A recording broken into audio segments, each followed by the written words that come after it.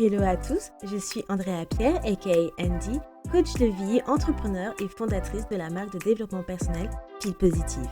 Aujourd'hui, je ne vous emmène pas en séance de coaching, mais je vous guide vers le chemin de l'épanouissement personnel pour une vie meilleure et une meilleure humeur avec The Feel Positive Podcast. Ce podcast vous accompagne au début, milieu ou fin de journée pour vous apporter des bulles de positivité et une dose d'énergie dans ce monde bien mouvementé. Il n'est jamais trop tard pour se sentir positive et développer un nouvel état d'esprit pour changer votre vie. Alors, restez connectés, il est maintenant l'heure de discuter et de positiver.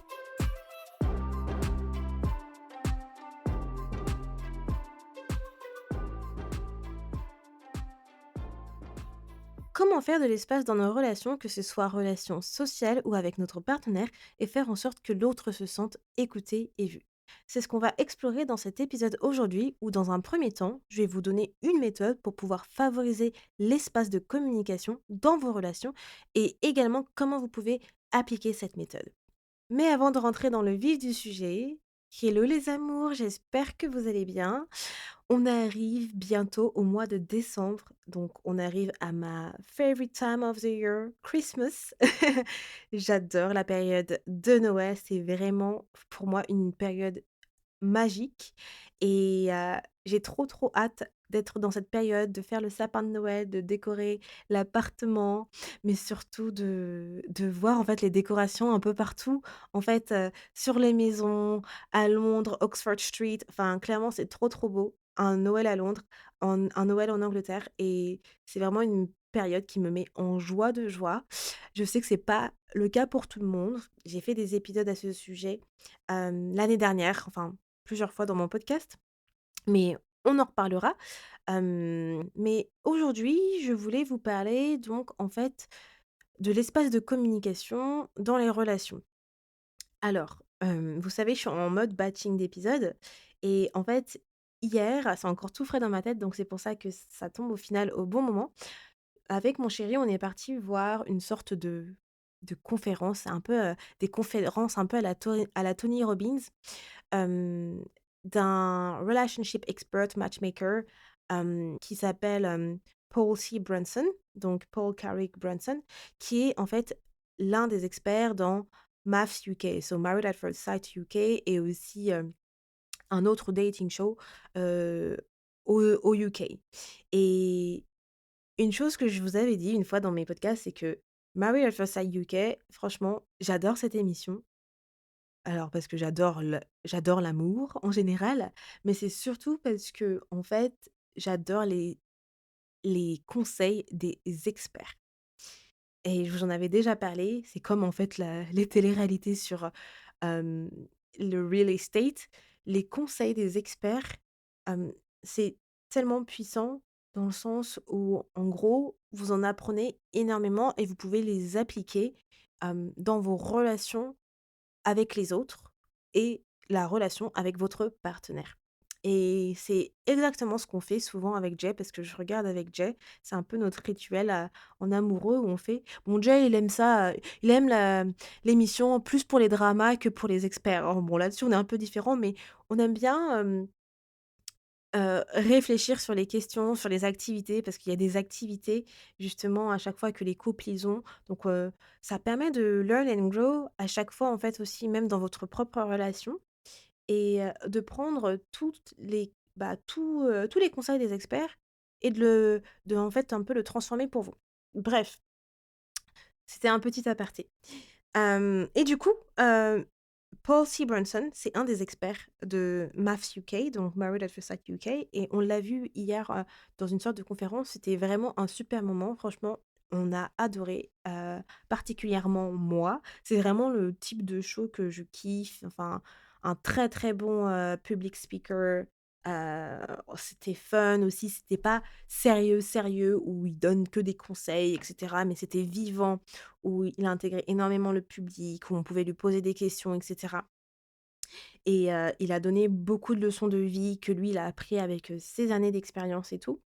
Donc c'est pourquoi je voulais vous faire cet épisode et je me suis dit: «Je vais vous partager une méthode, en fait, qu'il a partagée pendant, en fait, pendant le la conférence», je vais appeler ça la conférence et où il nous a conseillé justement d'utiliser cette méthode pour favoriser l'espace de communication avec les autres. Et en fait, il nous a donné vraiment un exemple live puisqu'en fait, il a pris une personne, j'imagine, avec qui il a discuté auparavant pour avoir son consentement, dans le public, où elle a partagé un secret que même lui ne savait pas, que personne ne savait et je ne vais pas vous le partager le secret, mais où elle a partagé un secret sur sa vie et en fait, on voyait en live comment il gérait justement cette communication avec cette personne pour favoriser l'espace de communication pour que cette personne, elle se sente vue et écoutée, n pas dans le jugement et en sécurité, en fait, pour se sentir feel safe and secure.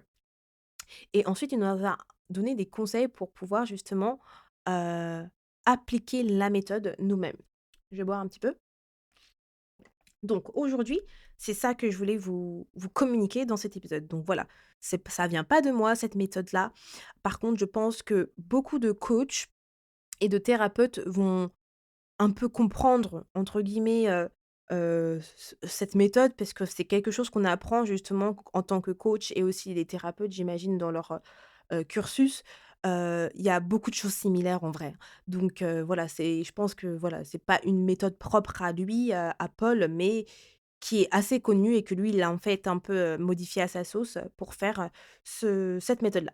Anyway, donc en gros, il utilise l'acronyme SPACE et en fait, chaque lettre correspond à, justement une manière pour pouvoir, amener ce côté feel safe and secure dans la discussion. Donc, je vais vous décortiquer chaque lettre également. Donc, S, c'est pour safe invitation. P, c'est pour present body. A, donc A, c'est pour accept without fixing. C, c'est pour check in and clarify. Et I, E, du coup, and with grace. Donc, je vous dis l'explication de chacune de ces lettres et ensuite je vous dirai comment appliquer cette méthode dans la vie de tous les jours, avec, votre partenaire ou même, en fait, dans vos relations sociales. Donc le S pour safe invitation, en gros, c'est que quand il y a une personne avec qui vous discutez, vous lui faites comprendre que vous êtes là pour elle, pour cette personne-là, dans ce moment précis. Que vous êtes là pour elle, vous la regardez dans les yeux et que vous lui faites comprendre que, voilà, vous êtes là pour l'écouter et non pas pour la juger. Et cette safe invitation, elle est très importante parce qu'il nous a donné un exemple précis où justement il y a une très grosse différence entre, par exemple, vous savez, quand on dit à une personne, «Si tu as besoin de parler, n'hésite pas». Il disait: «Quand vous dites ça à une personne, que ce soit quelqu'un de votre famille, par exemple, quelles sont la probabilité des chances que cette personne, en fait, elle vous contacte vraiment?» Et bah, souvent, cette probabilité, elle est faible. Pourquoi? Parce que en gros, oui, cette personne, elle peut très bien vous contacter, mais elle se sent peut-être pas assez safe and secure pour vous contacter. Alors que si on switch un petit peu les mots, et bah, ça fait toute la différence. Il a dit, par exemple, si vous dites à cette personne au lieu de, «Si tu as besoin» ou «Si tu as besoin de parler, n'hésite pas» et que vous dites au final: «Si tu as besoin de parler, je suis là pour toi», ça fait toute la différence. La résonance des mots dans le cerveau, ça fait toute une différence et la personne, elle sera plus probable à venir se confier que si vous dites: «N'hésite pas», par exemple. Donc la safe invitation, c'est vraiment de faire comprendre à la personne que si vous êtes en face to face, là et qu'elle est même sur le point de confier quelque chose ou qu'elle n'a pas encore confié quelque chose, c'est vraiment de lui dire on va prendre le cas où en fait cette personne elle va se confier à vous. C'est de lui dire que voilà, ce moment, c'est un moment où pour elle, où vous êtes là pour l'écouter et non pas pour la juger. P Après, on a le P pour present body. Donc là, le P de present body, c'est plus sur le côté, en fait, non verbal. Donc, là, sur le côté non verbal, c'est quand la personne qui se confie vous parle, vous allez regarder en fait, vous allez regarder son non verbal. Donc, en fait, comment elle communique avec son corps. Et ça, c'est quelque chose aussi que je pense, tout ce qui les thérapeutes, les psychologues, c'est quelque chose qu'ils ont appris dans leur cursus, puisqu'en fait aussi nous les coachs, en tout cas moi je sais que dans ma formation de coach, c'est quelque chose qu'on nous a appris pour, aussi avoir pour dans les coachings. Le non-verbal est très important et là justement ce qu'il disait Paul, c'est que regardez le non-verbal de la personne, regardez comment elle est et essayez en français de faire le miroir en fait de son non-verbal. Par exemple, une personne qui croise ses pieds, hem et ben, en gros, il disait: «Essayez de répéter, faire à peu près la même chose». En fait, c'est simplement pour qu'elle puisse se sentir dans un environnement «commun» entre guillemets. En gros, imiter son non-verbal, ça lui permettra de comprendre en fait qu'on est «pareil qu'elle» entre guillemets, que on n'est pas là pour l'agresser ou quoi que ce soit et qu'on essaie de la mettre un peu plus «à l'aise» entre guillemets. C'est ce qu'il disait. Et qu'après, au fur et à mesure, la personne, elle se détend plus au niveau de son non-verbal. Et c'est exactement ce qu'on a pu voir. C'est qu'en gros, la fille, elle était très stressée quand elle était sur la scène. Elle avait un non-verbal assez, justement, fermé. Donc Paul, il faisait le miroir de son non-verbal-là et au fur et à mesure, on pouvait voir que justement, elle se détendait. Elle avait les pieds croisés et tout, un peu les mains, les épaules, vraiment, au niveau, serré. Vous voyez quand on a un peu les épaules relevées, comme ça, donc on sent qu'il y a de la tension et au fur et à mesure de la discussion et que Paul, il faisait le miroir de tout ça, on voyait elle commençait à se détendre de plus en plus. Elle a, décroisé ses pieds, ses épaules étaient plus pas affaissées, mais plus détendues et même au niveau de son ton, ça a changé. Donc ça, c'est le present body, de faire le miroir, en fait, de, du comportement non verbal de la personne. Ensuite, on a le A pour accept without fixing. Donc celui-ci, c'est un qui m'a énormément parlé. Le accept without fixing, c'est en fait accepter ce que la personne vous dit, accepter ses paroles, sans essayer de trouver des solutions, sans essayer de donner des conseils, sans essayer de donner votre opinion. C'est en fait être simplement sur l'écoute. Et pourquoi je vous dis c'est quelque chose de gros? Parce que la majorité des personnes, et j'en fais partie, on a tout souvent cette tendance à vouloir donner des solutions, à donner des conseils. Et c'est pas quelque chose de négatif, puisque ça montre qu'on tient aux autres et que en fait, on veut les aider. Et c'est souvent les personnes qui sont très empathiques et qui veulent beaucoup aider qui sont comme ça. Et moi, je suis très empathique et et je sais que quand j'ai cette conversation avec mon chéri, j'essaye beaucoup souvent de donner des solutions ou de donner des conseils. Mais là, justement, le A, accept without fixing, c'est de rester justement à sa place d'écoute, de ne pas donner de conseils ni de solutions dans ce moment précis, parce qu'on est là pour l'autre. On n'est pas là pour pouvoir être la personne qui provide des solutions, en fait. Donc ça, c'est le A, accept without fixing. Ensuite, on a le C qui est check in and clarify. Check in and clarify, c'est aussi une phase extrêmement importante. C'est de demander à la personne de temps en temps: «Est-ce que ça va? Est-ce que tu veux continuer? Est-ce que tu veux continuer d'en parler? Est-ce que tu te sens bien?» Hem et aussi de clarifier certains points pour faire en sorte pour bien comprendre que tu as compris, en fait, le contexte de la situation. Et ensuite, la dernière lettre, le E, le I pour end with grace, c'est en fait la clôture de la «session» entre guillemets, de la conversation où en gros, vous faites comprendre à la personne qu'elle a été ultra brave, courageuse de pouvoir discuter, de pouvoir mettre à plat ses émotions, de pouvoir en discuter avec elle. Vous la remerciez d'avoir fait ça aussi. Remercier, c'est très important.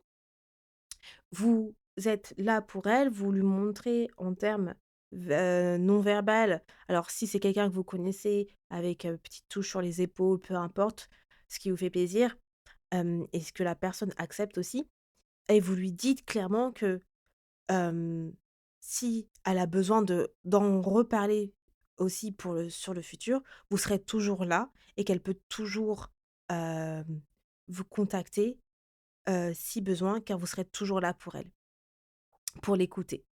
Donc ça, c'est end with grace. En fait, le end with grace, c'est de terminer en beauté d'une manière, bah, plus gracieuse, d'une manière qui fait que cette personne, elle se sent toujours safe and secure, après cette discussion.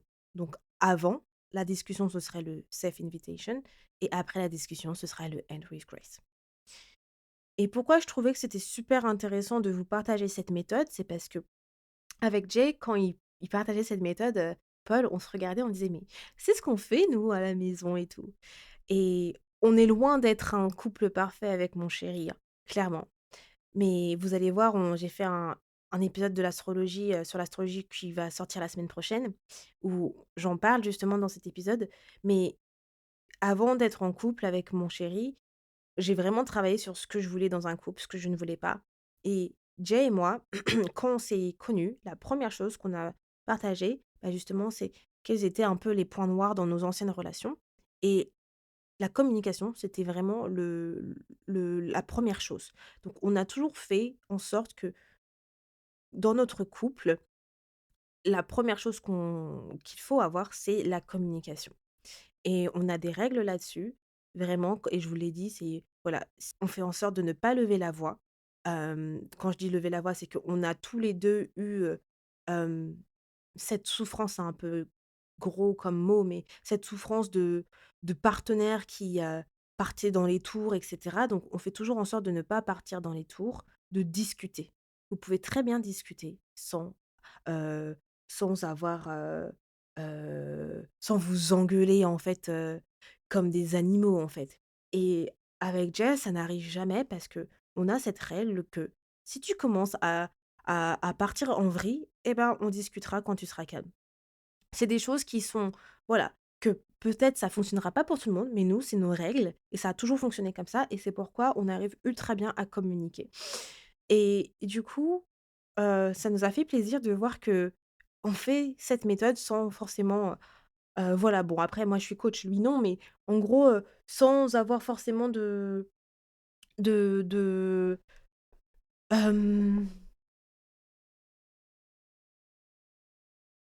sans avoir forcément de background de relationship expert, en fait. Et effectivement, on le fait à notre sauce, c'est-à-dire que, par exemple, voilà, il y a pas de end with grace parce que voilà, on est dans une relation, il sait très bien qu'il peut toujours, venir me parler. Il y a pas de safe invitation aussi, dans le sens où il sait très bien que on est dans une relation et que je suis là pour lui. Mais on a vu qu'il y avait des choses similaires et on était content de voir qu'on faisait quand même ces choses plutôt bien. Une chose par contre que moi j'ai remarqué et ben, c'était justement où parfois avec le «Hey, accept without fixing», c'est que j'essayais de trouver des solutions pour Jay, quand il me parlait justement à cœur de certaines situations.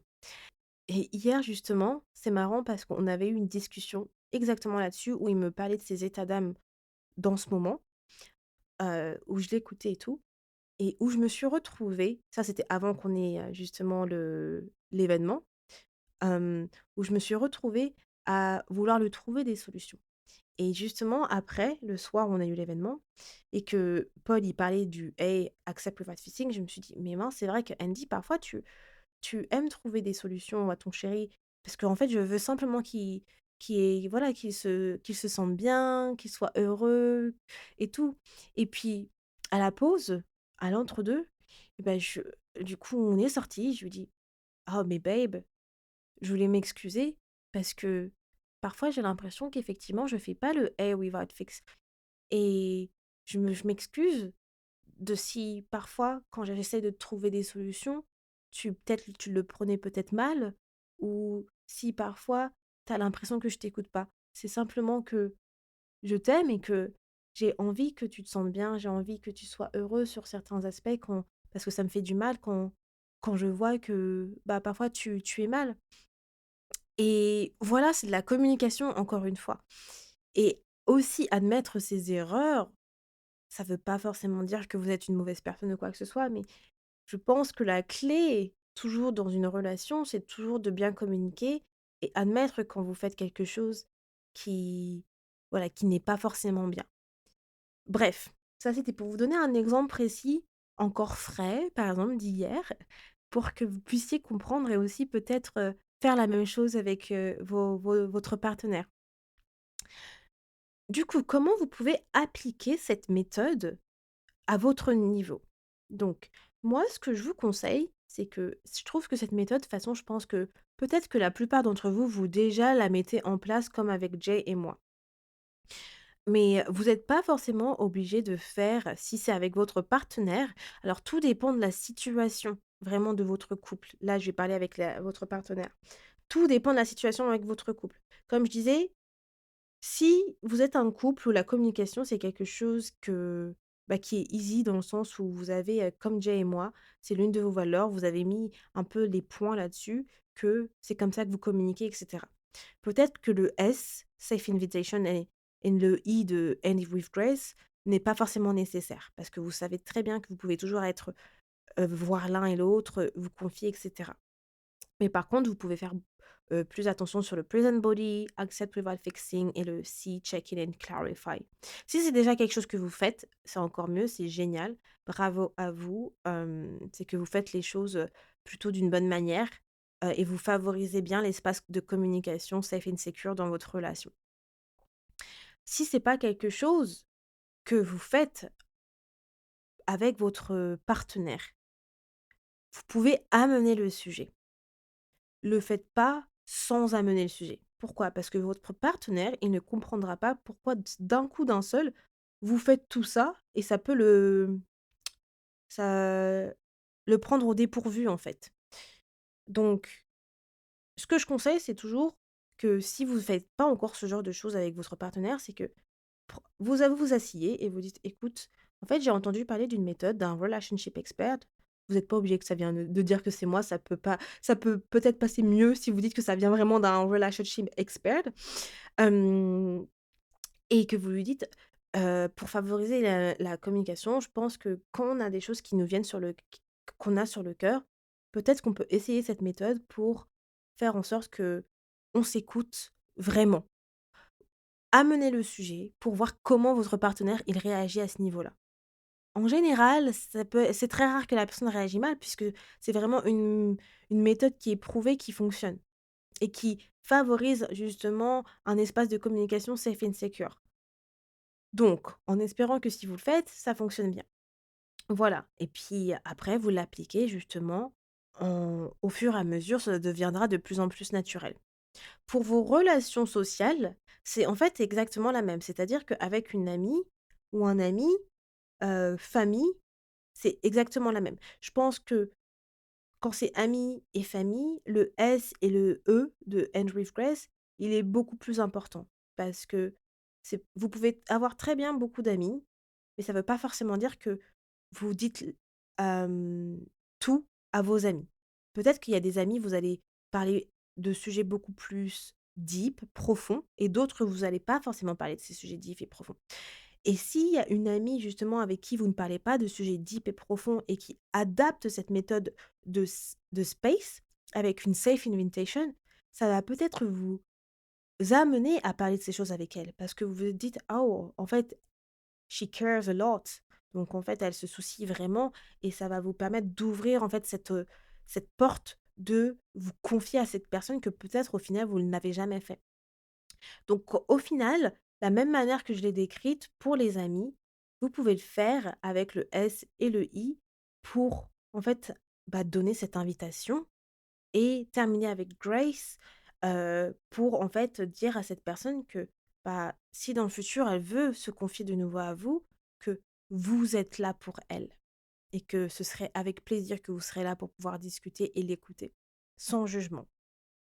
Voilà, c'est tout ce que j'avais pour aujourd'hui. Je voulais vous faire cet épisode et comme quoi en fait les choses n'arrivent jamais par hasard parce que comme je vous ai dit, j'avais pas fait, je m'étais un peu, miscalculated, mes épisodes après mon retour de France et j'avais pas d'épisode prêt après l'épisode qui sortait et après que je sois revenue de France et du coup, j'ai l'impression que c'était fait exprès, enfin pas fait exprès du coup, parce qu'il y a jamais de coïncidence, mais que c'était parfait pour que je puisse vous partager en fait, cette méthode après l'événement que j'ai eu, hem, avec mon chéri. Parce que sinon ça aurait été, possiblement, peut-être, simplement en décembre que vous aurez eu, enfin genre faire fin décembre cet épisode.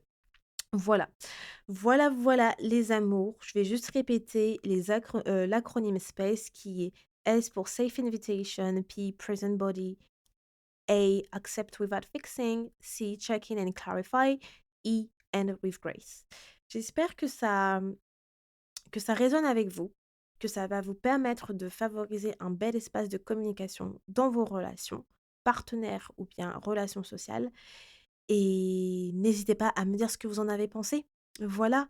Et sur ce, moi je vous dis à la semaine prochaine pour un nouvel épisode de Fil Positive. Ciao tout le monde! Merci beaucoup de ton écoute et d'être resté avec moi jusqu'au bout.